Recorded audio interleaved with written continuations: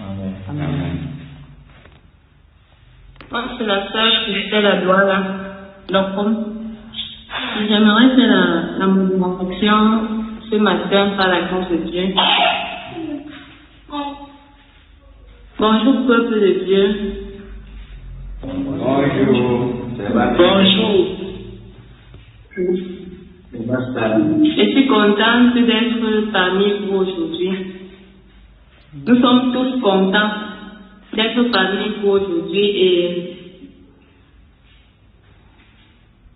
nous voulons recevoir vraiment de Dieu en ce jour. Nous sommes dans l'attente et nous prions en ce jour que le Seigneur nous donne la portion qu'il a réservée pour nous.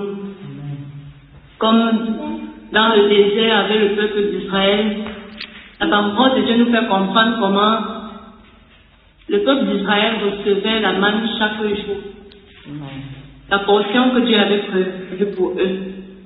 En ce jour, nous allons prendre la parole de Dieu dans le livre de Lamentation 3, à partir du verset 19 à 23. Quelqu'un peut lire, s'il vous plaît?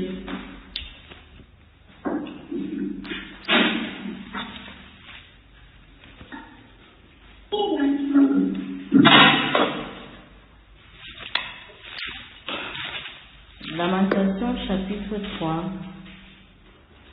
versets 19 à 23.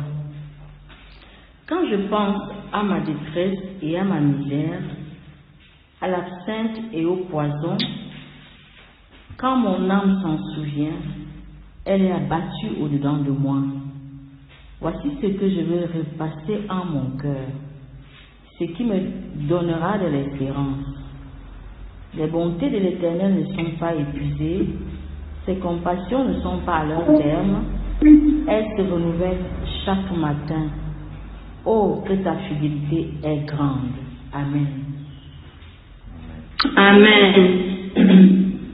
Nous voyons ici le prophète Jérémie qui, à un moment donné de sa vie, pouvait commencer à s'attrister par rapport à sa vie, par rapport à tout ce qu'il vivait, par rapport à tout ce qu'il traversait.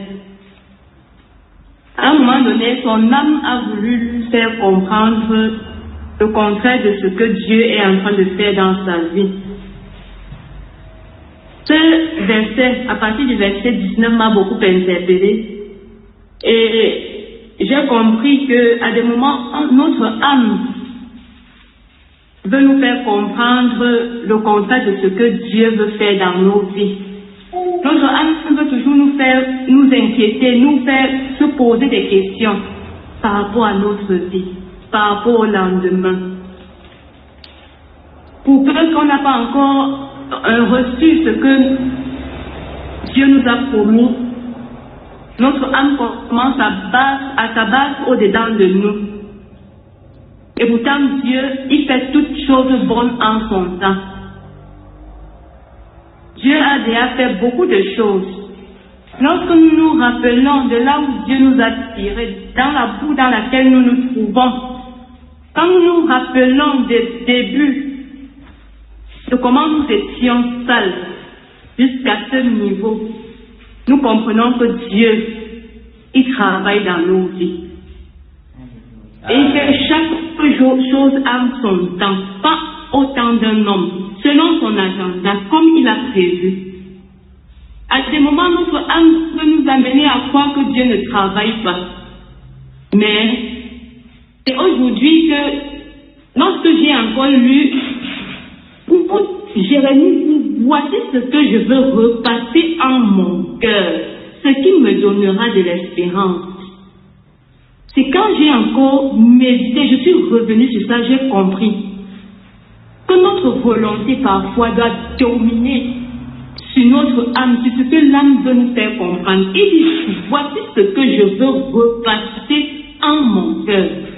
À un moment donné, il est resté, il a dit non, je ne veux pas accepter ce que mon âme veut me faire croire. Parce que quand j'essaie de regarder tous les complots qu'on a fait contre ma vie, le Seigneur m'a toujours délivré. Nous connaissons tous l'histoire de Jérémie. comment il a été jeté en prison, il a été jeté dans la citerne, mais Dieu ne n'avait jamais permis qu'on le tue. Dieu n'avait jamais permis même s'il pouvait souffrir, Dieu avait un plan quand il le faisait. Donc quand j'ai lu ce verset 21 où il dit, voici ce que je veux repasser en mon cœur, ce qui me donnera de l'espérance. Il s'est souvenu des bontés de l'Éternel qui ne sont pas épuisées dans sa vie. Mon frère, ma soeur, je veux t'exhorter aujourd'hui que les bontés de l'Éternel ne sont pas épuisées pour toi. Tes compassions ne sont pas à leur terme. Elles se renouvellent chaque matin. Et Dieu fait toutes choses selon son calendrier, selon son agenda. Si tu n'as pas encore reçu quelque chose, persévère. Persévère et crois en lui. Aie foi en lui. Le psalmiste David pouvait dire, mon âme loue l'Éternel et n'oublie aucun de ses bienfaits.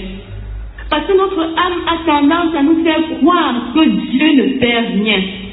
Notre âme est ingrate. Mais nous devons dominer, en fait, sur la volonté de l'âme. Voilà pourquoi toi et moi, nous sommes ici. Parce que nous ne voulons plus avoir affaire à l'âme qui veut nous diriger n'importe comment. Nous voulons être conduits par l'Esprit de Dieu. Amen.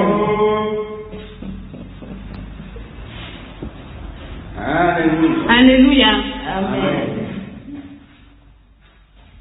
Amen. Nous allons donc aujourd'hui élever nos voix, rendre grâce à Dieu pour cette opportunité, ce privilège qu'il nous donne dans sa présence.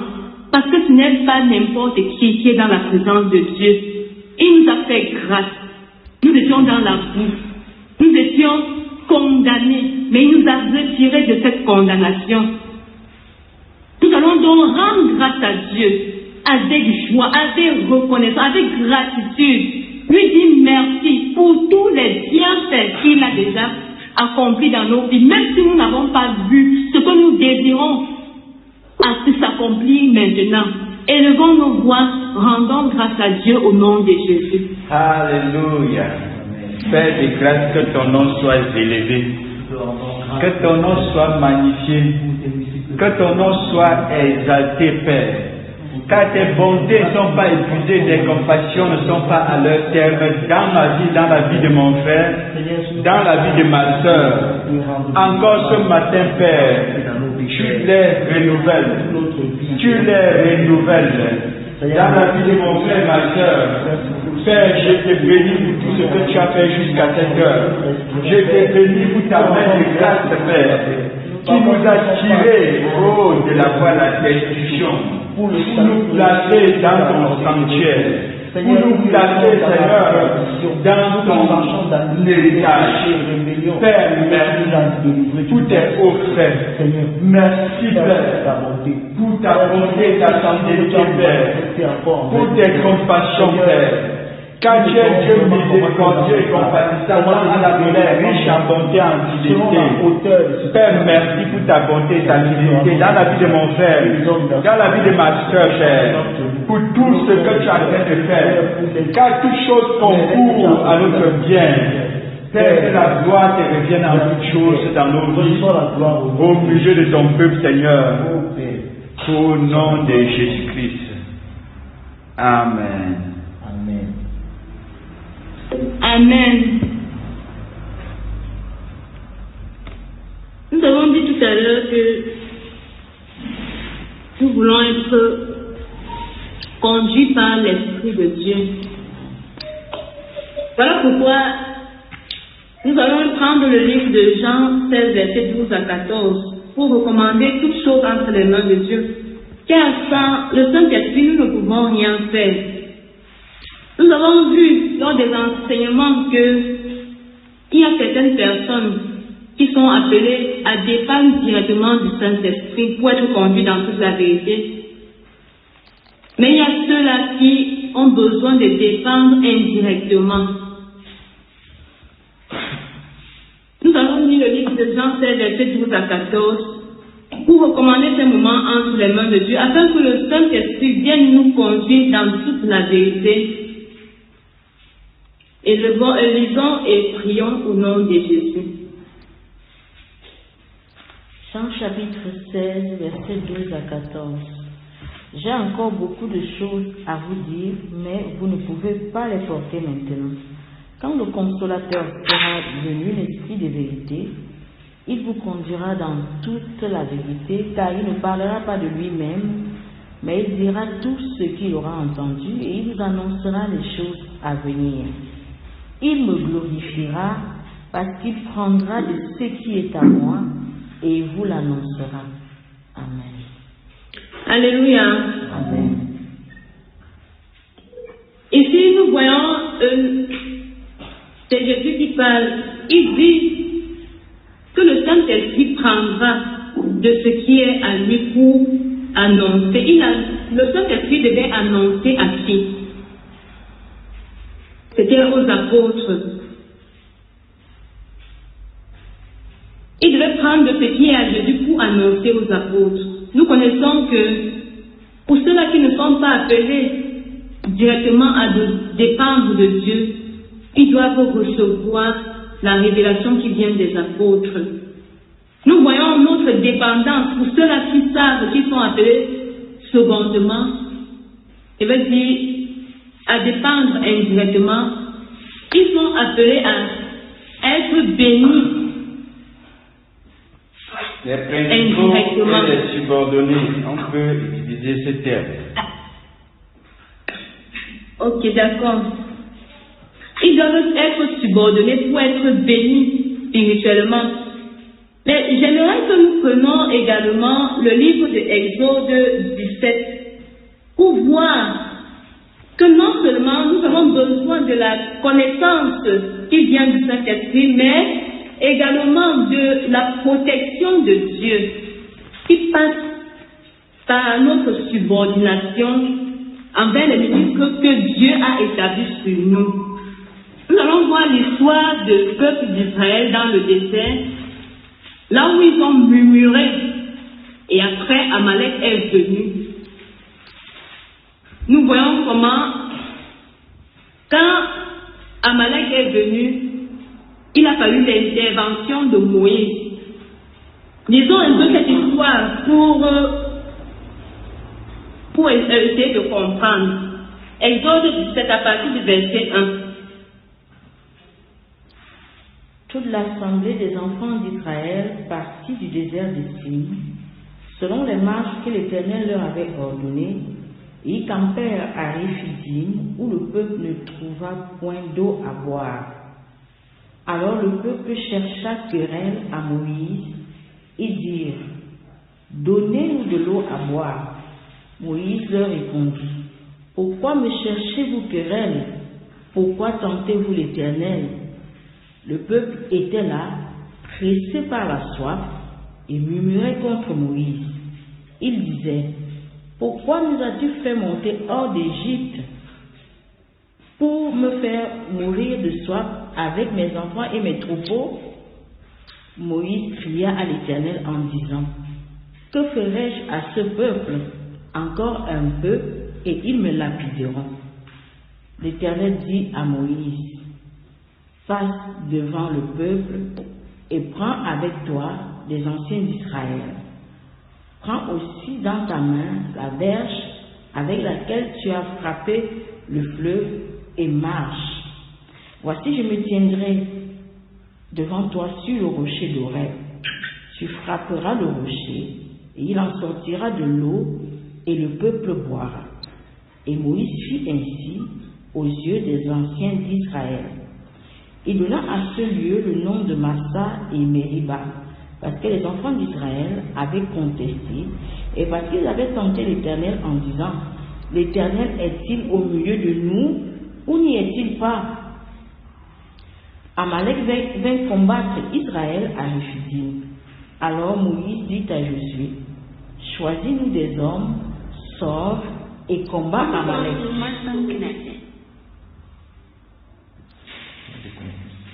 Pardon. La lecture.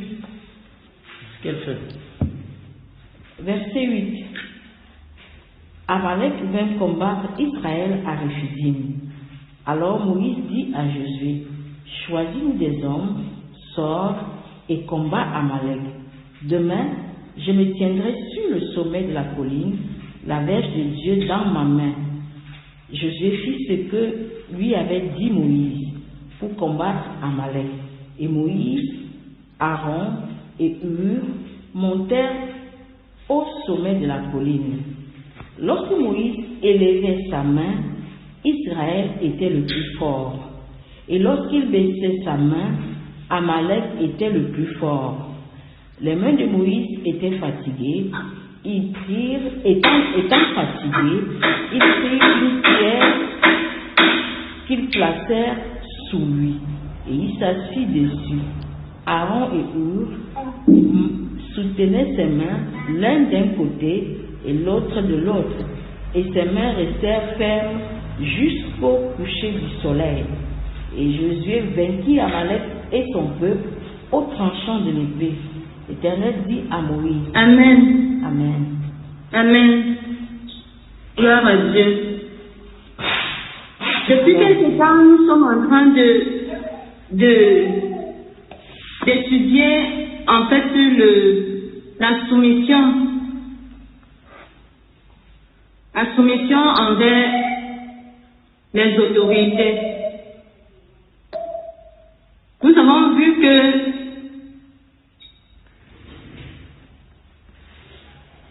pour que nous puissions véritablement réussir dans notre marche chrétienne, nous avons besoin d'être soumis pour que le pouvoir de Christ puisse nous rendre stables face aux situations et pour que nous puissions avoir la réussite.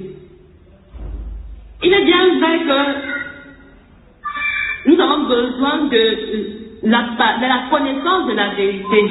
Nous recevons la connaissance de la vérité qui vient de nos conducteurs spirituels, mais nous avons également besoin de la sécurité pour pouvoir avancer. Beaucoup peuvent recevoir la connaissance. Beaucoup peuvent être sur un bon fondement. Nous sommes à la mission en grâce par la grâce de Dieu. Le Seigneur nous a fait grâce d'être sur un bon fondement. Nous recevons la connaissance, c'est vrai, mais si nous ne sommes pas vraiment soumis, nous avons vu que la soumission c'est en rapport avec notre attitude et la soumission est absolue. Si nous ne sommes pas vraiment soumis à l'égard des autorités, surtout parce qu'ici il fait question de l'autorité spirituelle, si nous ne sommes pas véritablement soumis à l'autorité spirituelle, le pouvoir de Christ ne pourra pas agir face au combat que nous avons à faire au quotidien. Nous voyons ici le peuple d'Israël qui, dans le désert, a commencé à murmurer contre Moïse parce qu'il n'était pas toujours d'accord de l'orientation que Dieu donnait au travers de Moïse. Et il n'était pas toujours, quand il faisait face seulement à des épreuves, il murmurait, il oubliait que Dieu avait placé une autorité sur eux. Mais nous voyons ici qu'après les murmures, qu'est-ce qui s'est passé? Amalek est venu. Et nous connaissons que Amalek est en rapport avec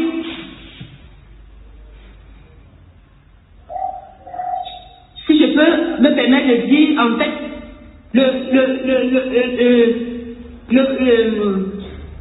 c'est en fait une famille. Je ne sais pas si la coach peut me permettre, je ne sais pas, bon, je peux me regarder à ce niveau. C'est en fait Amalek, c'est les descendants d'Ésaü. Et nous voyons que Amalek, lorsque nous lisons le verset 15, le verset 16, la parole de Dieu nous dit, parce que la main a été le compte de l'Éternel. Il y aura guerre de l'Éternel contre Amalek de génération en génération. Nous voyons que la guerre avec Amalek est perpétuelle. Tant que nous vivons ici sur terre, nous aurons toujours affaire à Amalek. Nous aurons toujours affaire à Amalek. Amalek sera plus seulement qui est rébellion ou intervenir. À ce que nous n'avançons pas dans notre marche chrétienne. Nous pouvons recevoir toute la connaissance, la juste connaissance, la vérité. Nous pouvons recevoir cela. Nous pouvons être sur un bon fondement, recevoir la juste connaissance qu'il faut. Mais si nous ne nous agissons pas, si nous ne sommes pas soumis à l'autorité spirituelle que Dieu a établie sur nous, dès qu'Amalek verra seulement qu'il y a une faille, il cherchera toujours à nous combattre. Et là, ce sera l'échec.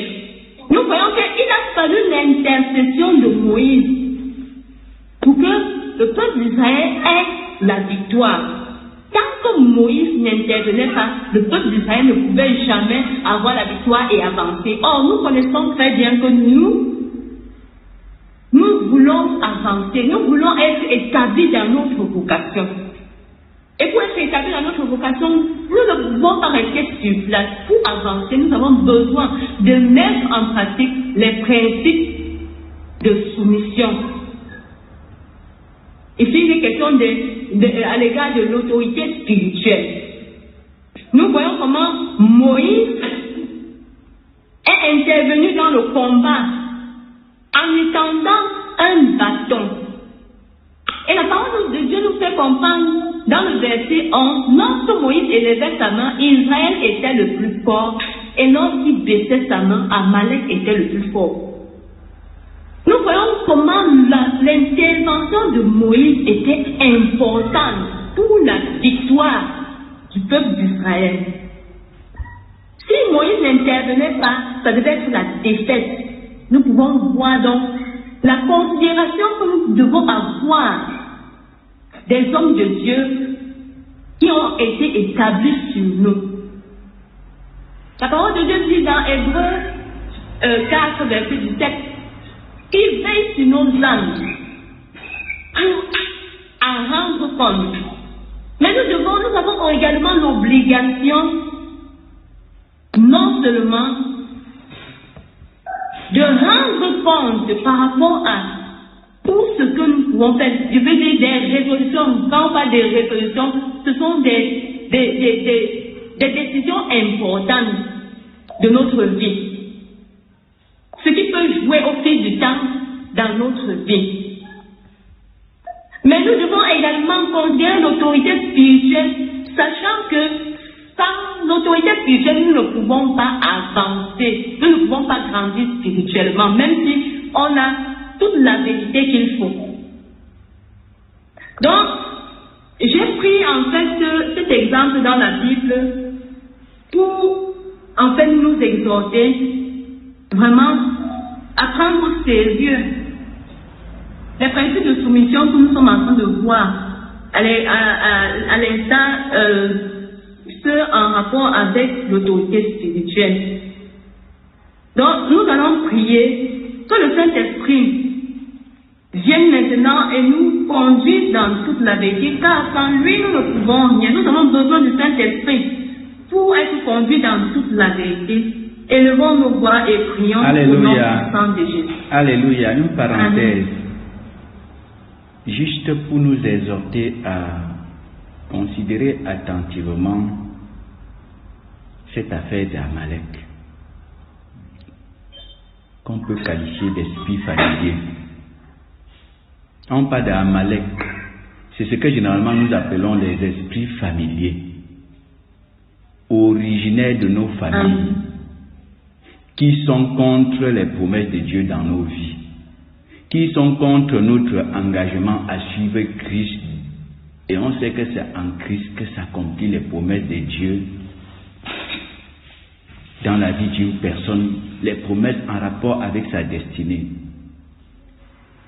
L'origine d'Amalek, c'est la haine d'Ésaü contre les bénédictions, les promesses dans la vie Jacob, dont on peut retrouver les origines dans Genèse chapitre 27, verset 41. Et ce qui avait empêché l'action d'Ésaïe contre Jacob, c'est l'autorité. Le père qui était en même temps ministre de Dieu. Il dit que tant que le père vit et que Jacob est en bon terme avec le père, Ésaïe ne pouvait rien contre Jacob. Le jour que le père mourra, le jour qu'il n'y aura plus l'autorité, et Amalek, c'est le petit-fils d'Ésaïe qui a incarné cette haine et qui est révélé dans Exode 17, c'est une haine perpétuelle. De génération en génération, la guerre contre ceux qui sont en train d'aller dans les promesses de Dieu, comme la descendance de Jacob. La guerre ne s'est pas arrêtée avec Jacob et Ésaïe. Ces descendants de Jacob qui sont en train d'évoluer dans les promesses, dans les bénédictions, vers la terre promise, le même esprit dans le désert se lève pour les fermer le chemin. Les esprits familiers. Et nous avons beaucoup de chrétiens qui combattent avec les malédictions qui sont dans leur famille, les esprits dans leur famille, sans savoir les règles de combat contre ce genre d'esprit. Que ce n'est pas un combat libertin individuel. Si on n'est pas convenablement ajusté à la lumière des principes de Dieu, on ne peut pas vaincre les esprits familiers. On peut chasser les démons dans le sens général ordinaire, mais ceux qui sont liés à nos familles, qui sont contre notre conversion et contre les bénédictions, contre le royaume de Dieu vers lequel on évolue, ces esprits-là, ils ne vont être vaincus que dans la mesure où, dans la nouvelle famille en Christ, dans la chrétienté, tu es intégré, inséré dans le noyau familial que Dieu a désigné. En Christ, Dieu forme aussi les familles. Et dans les familles, il y a les autorités, les ministres établis. C'est quand un chrétien, au-delà de la vérité, commence à avoir cette considération que les malédictions de la famille charnelle perpétuées par les esprits familiers, les guerres avec les esprits familiers, lorsqu'il intègre Christ, la chrétienté, et qui s'insère dans la famille chrétienne, c'est là où il n'y a plus de condamnation pour ceux qui sont en Jésus-Christ. En effet, la loi de l'esprit de vie en Jésus-Christ, la nouvelle norme de la vie en Jésus-Christ, les principes de la vie en Jésus-Christ m'ont affranchi de la loi du péché et la mort qu'il y a dans la famille charnelle, qu'il y a dans le monde. Beaucoup ne comprennent pas comment transiter de la malédiction de la famille à la bénédiction en Jésus-Christ. Il ne suffit pas de naître de nouveau. Il faut au-delà t'intégrer et t'insérer véritablement dans le nouveau noyau familial en Christ. C'est là où Amalek, il va attendre que le jour où il n'y aura plus l'autorité, il va tuer les promesses, il va tuer la foi, il va tuer la croyance. Genèse 27.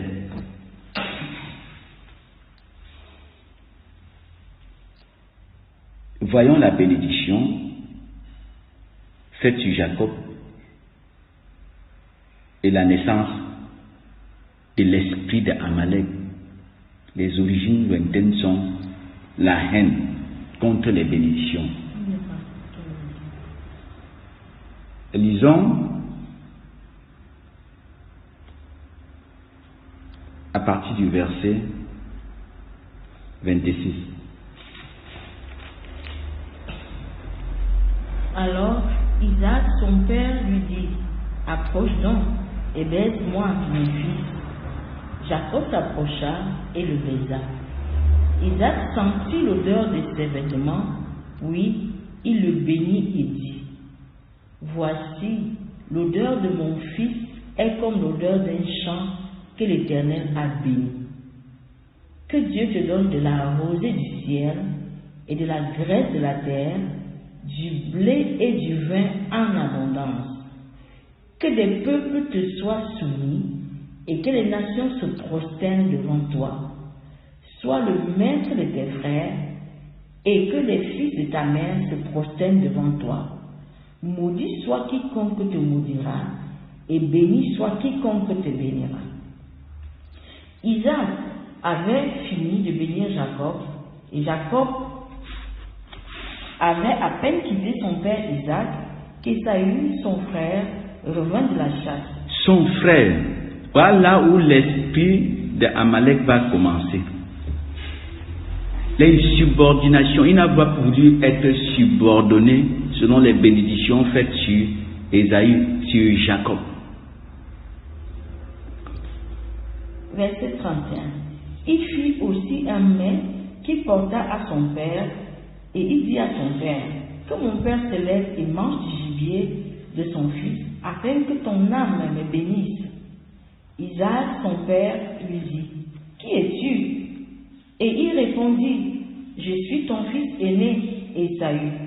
Isaac fut saisi d'une violente émotion, et il dit, qui est donc celui qui a chassé du gibier et me l'a apporté? J'ai mangé de tout avant que tu vinsses, et je l'ai béni. Aussi sera-t-il béni. Lorsqu'Ésaü entendit les paroles de son père, il poussa de forts cris, pleins d'amertume, et il dit à son père, bénis-moi aussi mon père. Isaac dit, ton frère est venu avec ruse, et il a enlevé ta bénédiction.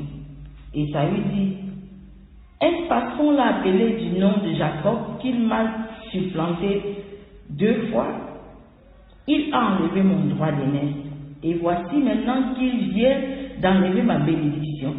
Et il dit, n'as-tu point réservé de bénédiction pour moi? Isaac répondit et dit à Ésaü, voici, je l'ai établi ton maître, et je lui ai donné tous ses frères pour serviteurs, je l'ai pourvu de blé et de vin. Que puis-je donc faire pour toi, mon fils? Ésaü dit à son père, n'as-tu que cette seule bénédiction, mon père? Bénis-moi aussi, mon père. Et Ésaü éleva la voix et pleura.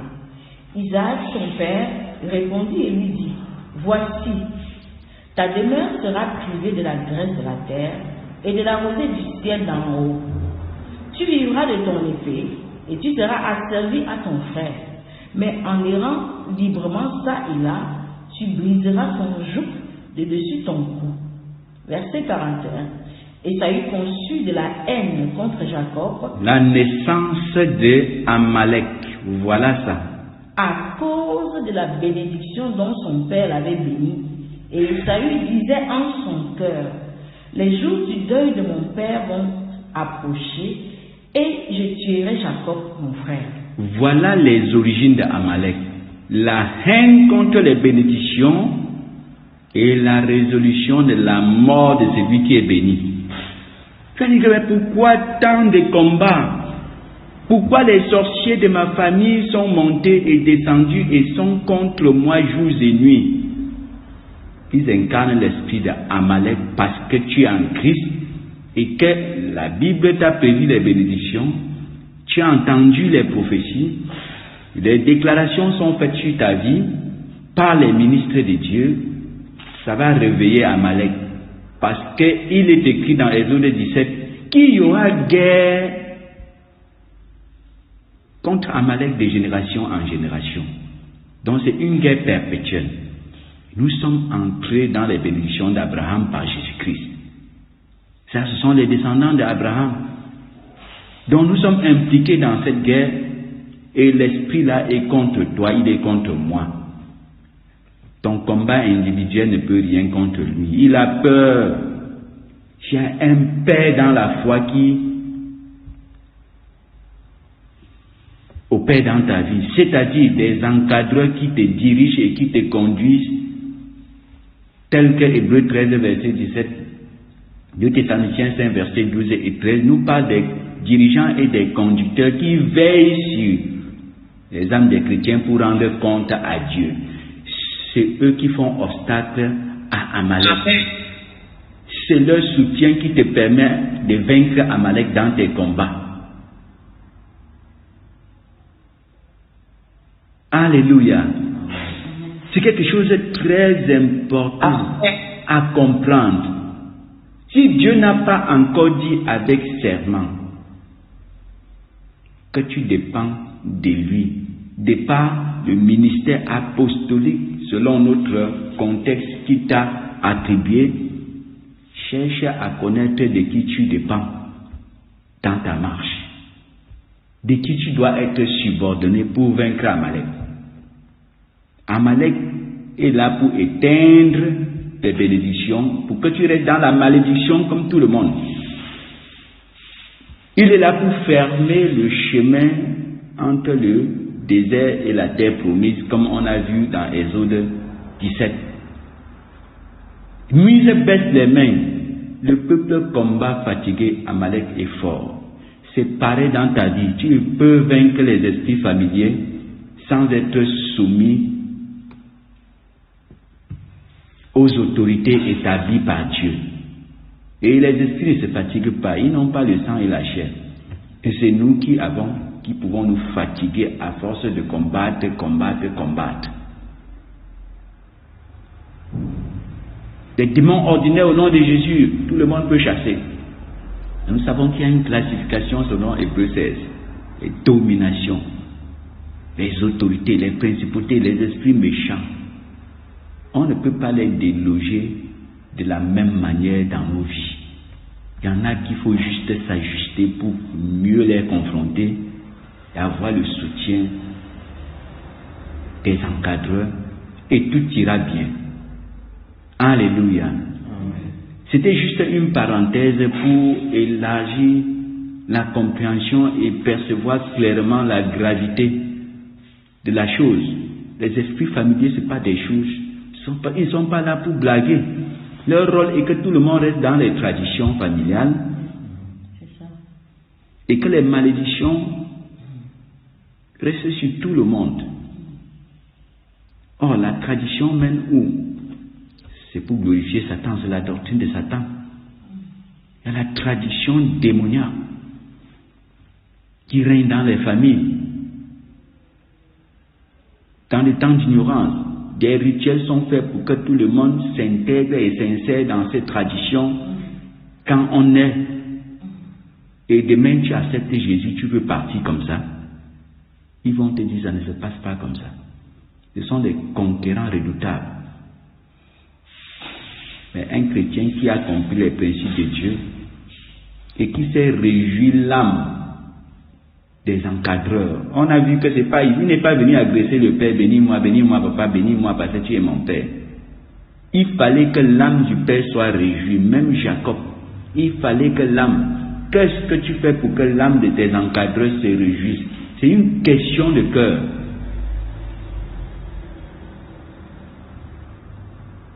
Pareil, dans la famille charnelle, honore ton père et ta mère, afin que tu sois heureux et que tu vives longtemps.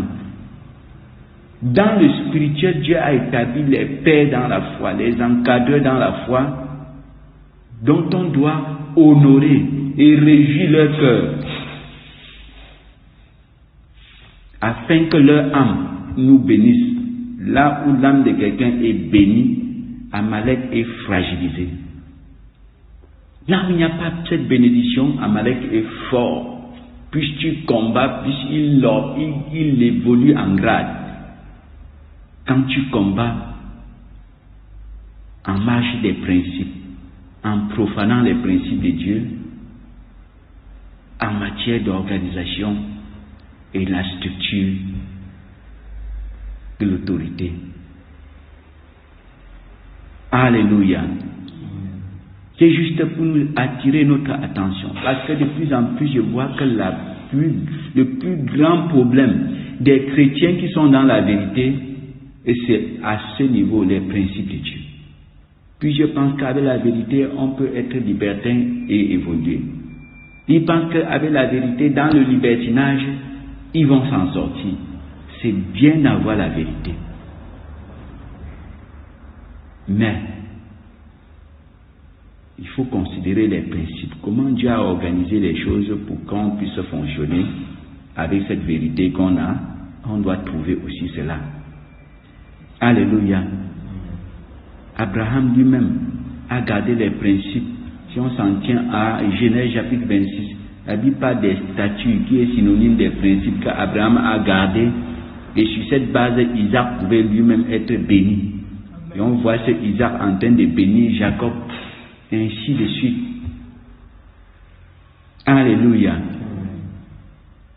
Paul pouvait dire à Timothée, n'aie point honte de rendre témoignage à Jésus, notre Sauveur, et à moi son prisonnier, pour que Timothée ne se retrouve pas dans une forme de liberté, d'insubordination ou bien autonomie, autodépendance, indépendance. On pouvait lire que Timothée dépendait d'une source humaine dans Jésus qu'il glorifiait, pour qu'il ne se retrouve pas dans la rébellion avec la vérité. Or, beaucoup servent Dieu, même ceux qui ont la vérité, mais ils fonctionnent selon le principe de Satan, la rébellion, et Amalek domine. Même chose qui arrive dans leur famille charnelle, les rattrape encore en Christ. Et on ne comprend pas. Où est la porte ouverte? La porte d'insubordination, la porte d'insoumission, la porte de liberté à l'égard de l'autorité donne l'énergie à Amalek. Dieu nous fait connaître ces choses parce qu'il veut nous faire échapper. Alléluia.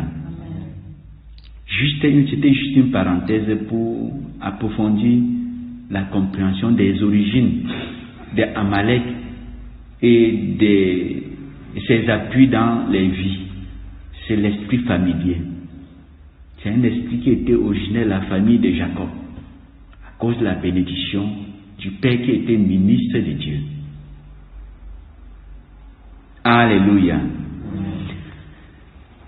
Servant de Dieu, je ne sais pas où tu étais arrêté, conduis-nous dans la suite. Amen, gloire à Dieu. Puisque nous avons bien lu le livre de Jean 16, versets 12 à 14, nous allons prier. Amen. Et recommander ce moment sous les mains de Dieu au nom de Jésus. Père de grâce, nous voici, Père. Nous voulons connaître la vérité, Père. Éclaire-nous, Père, ce matin sur tout ce qui est utile pour la préparation complète, parfaite, pour ton royaume et pour ta gloire, Père. Visite ton peuple ce matin. Tu as promis, Jean 16, 12 à 14, que le Saint-Esprit, le Consolateur, nous conduira dans toute la vérité. Père, nous sommes ici pour connaître toute cette vérité. Père, ta grâce, pour la comprendre, Père, ta grâce. Glorifie-toi, Père, encore ce matin.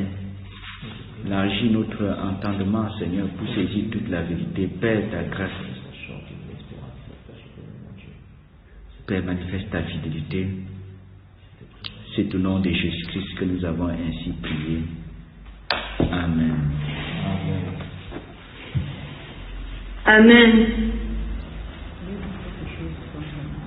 Un instant, il y a un ajout concernant Amalek que la servante de Dieu, la prophétesse Évelyne, voudrait ajouter. Alléluia, peuple de Dieu, bonjour. Et juste une parole, c'est dans Exode chapitre 17 que la servante de Dieu nous a fait lire tout à l'heure. Et spécifiquement le verset 16 qu'elle-même a lu. Au verset 16, il est dit quelque chose. Je vais lire rapidement. Il dit, parce que la main a été levée sur le trône de l'Éternel, il y aura guerre de l'Éternel contre Amalek de génération en génération. L'apôtre vient de nous expliquer que lorsqu'on a la connaissance et qu'on continue à servir Dieu, on sert Dieu, mais selon le principe de Satan qui est la rébellion, cela donne le pouvoir à Amalek de combattre nos vies. Cela ouvre la porte pour que Amalek puisse dominer, puisse vaincre sur nous. Et on se rend compte que ce que les membres de nos familles qui sont en Adam, selon la chair, expérimentent, nous-mêmes qui sommes en Christ, expérimentons les mêmes échecs, les mêmes défaites, les mêmes maladies, les mêmes problèmes. Pourquoi? Parce que notre attitude envers l'autorité, c'est-à-dire qu'il y a une attitude de rébellion, a ouvert la porte et a donné à Amalek le plein droit de nous reconnecter aux malédictions de nos familles qui sont en Adam. De telle sorte que nous ne pouvons pas jouir de la bénédiction d'Abraham que nous devrions normalement jouir étant en Christ. Le passage le plus important, le mot le plus important, c'est que parce que la main a été levée sur le trône de l'Éternel. Lorsqu'on parle du trône, ça a à voir avec la gouvernance. Et on ne peut pas parler de gouvernance sans parler d'autorité. Nous avons vu avec Lucifer comment il disait en son cœur qu'il va élever son trône au-dessus des étoiles de Dieu. Et nous savons que c'est le premier rebelle dans l'univers. Donc chaque fois qu'on a une attitude qui a à voir, une attitude d'insoumission ou alors d'insubordination vis-à-vis de l'autorité, en réalité nous sommes en train de lever la main sur le trône, de lever la main sur le trône de l'Éternel. Parce que c'est l'Éternel qui a établi toutes les autorités. Et lorsqu'il établit quelqu'un comme autorité, nous devons soumission envers cette personne. Parce qu'en nous soumettant à cette personne, en réalité, c'est à celui qui a établi cette personne à cette position, c'est-à-dire à Dieu, que nous sommes en train de nous soumettre. Lorsque nous regardons la structure de l'autorité dans l'univers tel que décrit dans 1 Corinthiens chapitre 11. Donc c'est ce mot qui m'a marqué et je voulais un peu revenir là-dessus. Pour comprendre pourquoi, lorsqu'on parle d'Amalek autorité, l'apôtre a dit, nous a fait lire tout à l'heure le passage de Genèse, où Ésaü dit, le jour où le père, qui représente l'autorité, ne sera plus là, il va tuer son frère, celui qui a la bénédiction, celui qui a les promesses. Pourquoi? Parce que c'est la présence de l'autorité qui empêche Amalek d'agir. Agir sur qui? Sur quelqu'un qui, bien évidemment, est soumis à l'autorité. Et chaque fois que nous ne nous soumettons pas à l'autorité, nous sommes en train de lever ensemble, à lever la main sur le trône de l'Éternel. Et Amalek peut s'attaquer à nous. Le diable peut s'attaquer à nous. Mais quand nous sommes dans la soumission, c'est Dieu qui combat Amalek. Donc c'est cette précision, c'est ce détail que je voulais apporter ce matin. Pourquoi Dieu dit le trône? Parce que le trône a à voir avec la gouvernance. Alléluia. Amen. Il y a un témoignage que le serviteur de Dieu, le frère Eman, voudrait ajouter en rapport avec le sujet. Oui, oui. Alléluia. Amen. Soyez bénis, peuple de Dieu, dans le nom du Seigneur Jésus. Je voudrais ajouter un peu par rapport à ce sujet qui est très important parce que le Seigneur m'avait fait, pour cette année, je ne peux plus me rappeler du jour exact. Si je retourne dans les archives, je vais me rappeler du jour exact. Où j'ai eu une expérience spirituelle par rapport à ce sujet où le Seigneur me parlait exactement des Amalécites ennemis de la destinée. Exactement ce qu'il m'a dit. Je n'avais fait pas de ça à l'apôtre. Mais pour dire que, avant de donner mon témoignage, que les Amalécites, ce n'est pas chacun qui combat les Amalécites. Non, c'est l'autorité qui combat avec. Parce que tant que le bras de Moïse n'était pas levé, même si Josué était fort n'importe comment, il était perdant. Donc ça veut dire en réalité, Josué est en train de combattre sans l'intermédiaire de Moïse, selon l'instruction que Moïse lui a donnée. Donc c'est l'autorité qui était là, sur tout le peuple qui est en train de combattre Amalek à ce moment.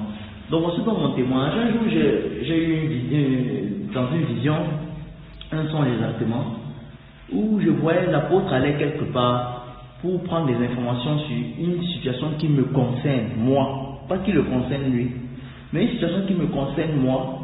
Et il est arrivé, il se rend compte que ça n'avait pas encore été fait, que rien n'avait été fait.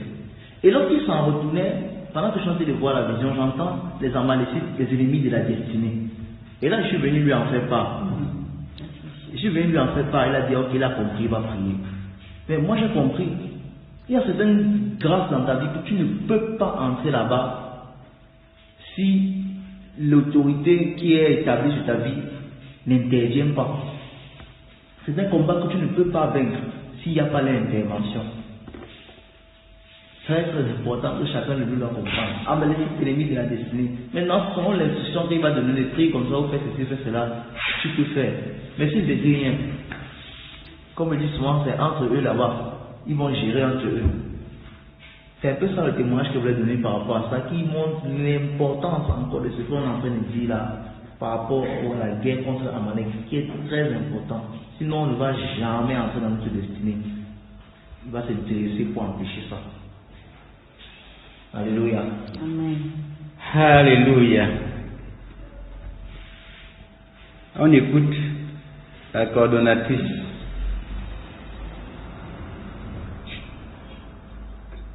Alléluia. Amen. Nous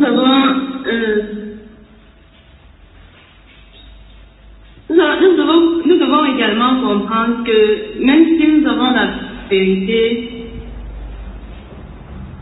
nous avons besoin de certaines dispositions pour pouvoir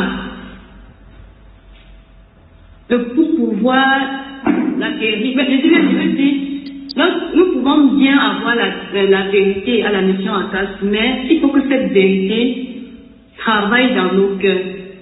Et pour cela, nous avons besoin de certaines dispositions pour pouvoir être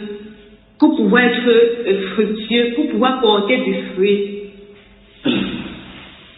Nous allons lire le livre de Matthieu 13, versets 19 à 23, qui parle des différentes terres qui représentent les différents chrétiens à l'Église. Et nous allons voir ce que le Seigneur nous dit au travers de cette parabole du sémeur. Quelqu'un pour lire Matthieu 13, versets 19 à 23.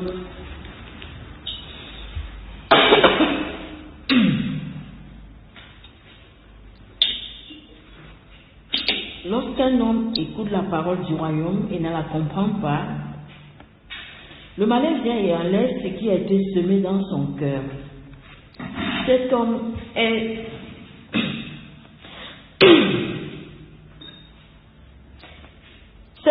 celui qui a reçu la semence le long du chemin. Celui qui a reçu la semence dans les endroits pierreux, c'est celui qui entend la parole et la reçoit aussitôt avec joie, mais il n'a pas de racine en lui-même, il manque de persistance, et dès que survient une tribulation ou une persécution à cause de la parole, il y trouve une occasion de chute. Celui qui a reçu la semence parmi les épines, c'est celui qui entend la parole, mais en qui les soucis du siècle et la séduction des richesses, et toute cette parole et la rendre infructueuse. Celui qui a reçu la semence dans la bonne terre, c'est celui qui entend la parole et la comprend. Il porte du fruit, et un grain en donne 100, un autre 60, un autre 30. Amen. Amen. Nous pouvons constater que dans la première terre, c'est quelqu'un qui écoute la parole du royaume et ne comprend pas. Et le malin vient, il enlève. Nous voyons que dans la deuxième et la troisième terre, la personne écoute bien, la personne peut bien écouter et comprendre même. Mais il y a certains facteurs qui viennent empêcher la productivité. Voilà pourquoi le Seigneur pouvait dire au peuple d'Israël dans Exode 16, dans Exode 15, à partir du verset 26, si tu écoutes attentivement la voix de l'Éternel ton Dieu, et un peu loin, il dit, si tu prêtes l'oreille, comme l'apôtre a l'habitude de dire, lorsqu'on prête l'oreille, c'est qu'on s'est vraiment donné entièrement, on ne prête pas pour reprendre. Ce qui peut intervenir parfois, les distractions. Nous pouvons nous retrouver plusieurs fois peut-être en train d'écouter un enseignement ou bien en train de lire, mais en même temps nous sommes distraits. On on ne pourra rien porter comme fruit. En dehors de ça, nous pouvons avoir d'autres facteurs comme des inquiétudes, des soucis du siècle présent. On peut avoir même le manque de persistance, comme la parole de Dieu nous dit dans la deuxième Thèse.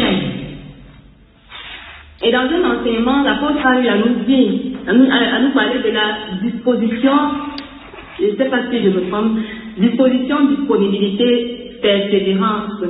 Séparation. Séparation, pardon. Séparation. Il y a d'autres choses également que nous devons nous séparer si nous voulons porter du fruit. Si tu ne peux pas écouter un enseignement maintenant et tu te retrouves dans les réseaux sociaux en train de prendre des enseignements qui n'ont rien à voir avec la vérité et croire que tu vas pouvoir garder le bon dépôt que tu as reçu. Comme l'apôtre Paul pouvait conseiller à Timothée de garder le bon dépôt qu'il a reçu de lui. C'était aussi en rapport avec la séparation par rapport à certaines choses. Et puis il est question, je parle des enseignements que nous pouvons écouter à tort et à travers sur les réseaux sociaux, n'ayant même pas encore le discernement pour rejeter. Nous voyons ici cette catégorie de terres qui n'arrivent pas à porter du fruit, parce qu'il y a des choses préalables qui n'ont pas été effectuées, qui n'ont pas été prises en compte, qui n'ont pas été prises en considération. Nous voyons vraiment que la marche chrétienne est vraiment complexe. Si nous voulons réussir avec Dieu, il y a des choses dont nous devons nous séparer, et des choses également que nous devons faire pour pouvoir porter du fruit.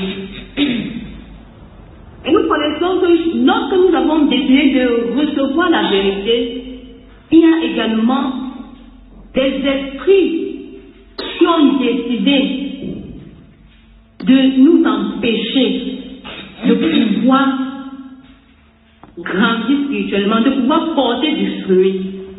Voilà pourquoi Satan et ses démons ne se fatiguent jamais, même si nous avons tout ça, nous avons respecté tous les principes. Satan et les démons ne se fatiguent jamais.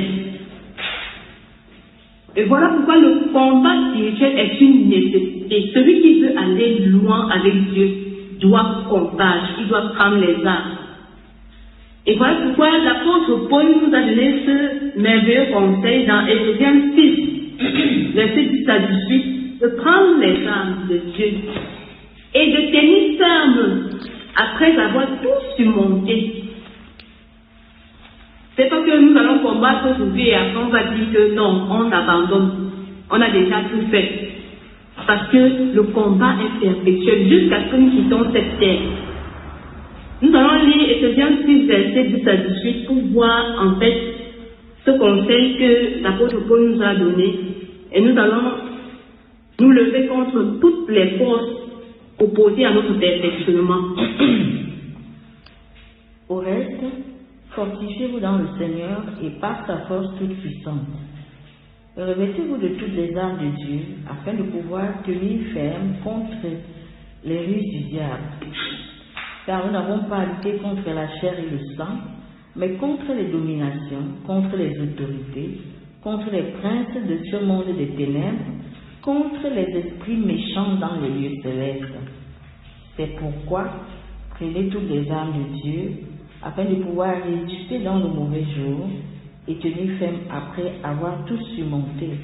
Tenez donc ferme, ayez à vos reins la vérité pour ceinture, revêtez la cuirasse de la justice, mettez pour chaussures à vos pieds le zèle que donne l'évangile de paix. Prenez par-dessus tout cela le bouclier de la foi avec lequel vous pourrez éteindre tous les traits enflammés du malin. Prenez aussi le casque du salut et l'épée de l'esprit qui est la parole de Dieu. Faites en tout temps par l'esprit toutes sortes de prières et de supplications. Veillez à cela avec une entière persévérance et priez pour tous les saints. Amen. Amen. Élevons nos voix Élevons-nous contre toutes ces forces opposées à notre perfectionnement au nom de Jésus. J'ordonne au nom de Jésus-Christ. À vous, domination, autorité, principauté, esprit méchant, opposé à ma vie, à ma mission, à mon ministère, à ma destinée. Au nom de Jésus-Christ, je commande d'aller dans les lieux à vous libérer. Ce lieu, cette mission, cette communauté chrétienne, j'anéantis, je parie des forces démoniaques et sataniques d'éveil contre le peuple de Dieu dans cette mission, contre le peuple de Dieu dans cette communauté. Je détruis les pouvoirs sataniques et démoniaques, les forces coutumières traditionnelles, les familiers, les contre ta vie, ta destinée. Je les paralyse, anéantis au nom de Jésus-Christ. Vous allez dans les lieux à enchaîné, paralysé, au nom de Jésus, vous libérez, vous libérez, vous libérez. Ceux qui étaient cascadés dans les guerres, libérés au nom de Jésus. Les pouvoirs du dragon, la reine du ciel, j'anéantis, je paralyse. Au nom de Jésus, contre ta vie, contre ta destinée, allez, allez, allez, allez, allez, allez. Sortez, oppresseur, va-t'en. Allez, allez, anéantis, paralysé. Vos pensées, vos influences, contre la vie de mon frère, ma soeur. Je neutralise et paralyse au nom de Jésus-Christ. J'ai détruit, j'ai cassé les sangs de fer. Tout emporté contre ma vie, contre ma compagnie, contre ma mission. J'ai détruit. Dans l'espace, sur la terre, sur la mer. Je neutralise au nom de Jésus-Christ. Je paralyse au nom de Jésus-Christ. Je détruis au nom de Jésus-Christ. Allez. Sortez dans ce lieu. Sortez de ma vie, de mon frère, de ma maison. Vous libérez au nom de Jésus-Christ. Je déclare les sangs de fer. Tout à vous porter contre ma vie, contre ma destinée, nous les sangs de fer. Tout à vous porter contre mon frère, je déclare les sangs de fer. Contre mon frère, ma soeur, je paralyse, je neutralise les pouvoirs démoniaques sataniques. Au nom de Jésus-Christ. Au nom de Jésus-Christ. Alléluia. Amen. Amen. Nous allons maintenant invoquer le feu de Dieu contre tous ces démons. Nous connaissons que lorsque Moïse est allé pour libérer Israël en Égypte, parmi les armes que le Seigneur l'a fait utiliser, il y avait le sang et le feu, des armes d'intimidation.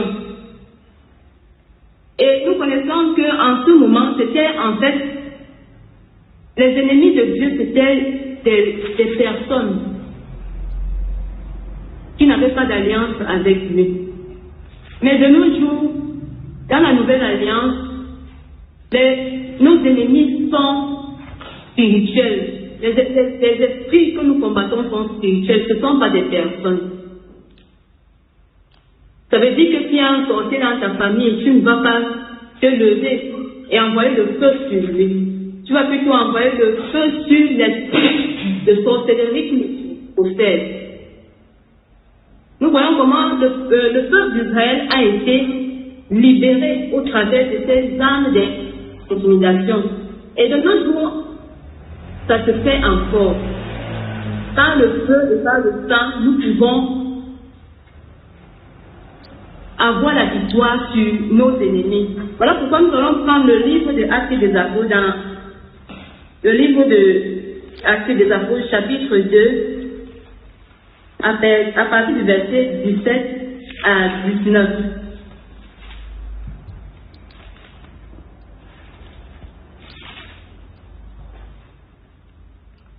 Dans les derniers jours, dit Dieu, je répandrai de mon esprit sur toute chair. Vos fils et vos filles prophétiseront, vos jeunes gens auront des visions et vos vieillards auront des songes. Oui, sur mes serviteurs et sur mes servantes, dans ces jours-là, je répandrai de mon esprit et ils prophétiseront. Je ferai paraître des prodiges en haut dans le ciel et des miracles en bas sur la terre, du sang, du feu et une vapeur de fumée. Amen. Amen. Nous allons donc nous lever et invoquer le feu de Dieu sur toutes les armes que l'ennemi a utilisées contre nous en ce jour. Dans nos maisons, Élevons nos voix et prions au nom puissant de Jésus. J'invoque au nom de Jésus-Christ le feu de Dieu sur les armes de guerre contre ma vie. Déployé depuis les eaux, sous la terre, sous la mer, dans l'espace. J'envoie le feu pour détruire les armes de la sorcellerie, la magie, de l'occultisme, les armes de coutumes et de traditions, envoyées depuis mon village. Quand le feu de Dieu consume mes cantines, quand le feu de Dieu détruit au nom de Christ, j'envoie le feu en feu dans les sanctuaires traditionnels, occultes, sataniques, démoniaques, gouvernementaux. Le feu de Dieu localise ces sanctuaires qui combattent ma vie, où mon nom et mon image ont été invoqués. J'envoie le feu, au nom de Jésus, le feu de sang, au nom de Jésus, le feu de Dieu, au nom de Jésus, le feu de l'esprit, au nom de Jésus, le feu de la vague. J'envoie le feu de sang de l'agneau, j'envoie le feu de sang de l'agneau, j'envoie le feu de sang de l'agneau, j'envoie le feu de sang de l'agneau, j'envoie le feu de sang de l'agneau, dans les sanctuaires occultés de mon satanique, au nom de Jésus, le feu de Dieu, le feu de Dieu,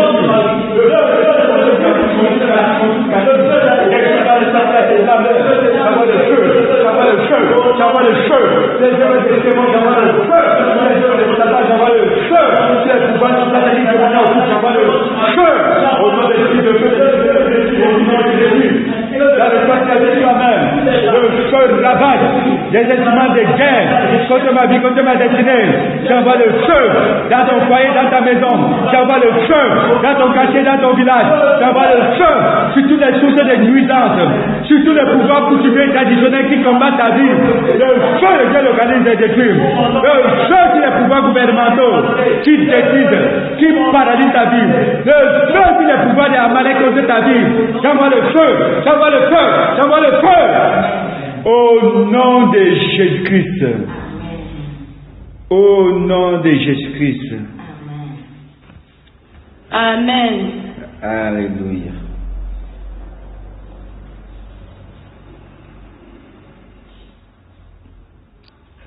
Alléluia. Amen. Terminé. D'accord, on a plus. Oui, l'apôtre. Voilà, tu n'as pas prié, tu n'as pas pris autorité pour prier. Où c'est ton mari qui va prier, on l'écoute. C'est lui qui va prier. Alléluia.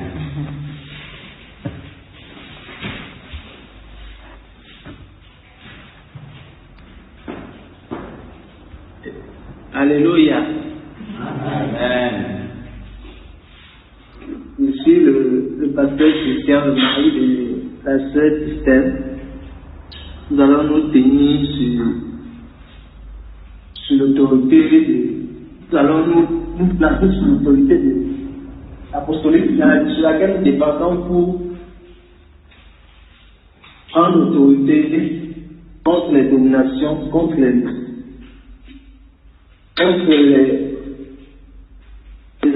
esprits méchants qui se dressent contre la connaissance de Christ dans nos vies. Élevons nos voix et prions au nom de Jésus. Seigneur, nous nous levons à ce jour, nous prenons l'autorité, nous plaçons sous l'autorité apostolique à laquelle nous dépendons, nous anéantissons les esprits impurs, tout esprit qui s'est dressé contre la connaissance de Jésus dans nos vies. Nous prenons autorité au nom de Jésus-Christ. Nous relâchons le feu de Dieu. Nous vous chassons, nous vous consumons au nom puissant de Jésus-Christ de Nazareth. Nous anéantissons tout démon qui s'est dressé contre la connaissance de Jésus dans nos vies. Nous lions au nom puissant de Jésus-Christ de Nazareth. Nous vous commandons d'aller dans les lieux arrêts au nom de Jésus-Christ de Nazareth. Vous démons de distraction, vous démons de divagation des pensées, vous démons d'incompréhension, d'incrédulité qui avait été dressée contre nos vies. Nous vous commandons de libérer nos vies au nom puissant de Jésus-Christ de Nazareth. Nous vous commandons de libérer nos vies au nom puissant de Jésus-Christ de Nazareth.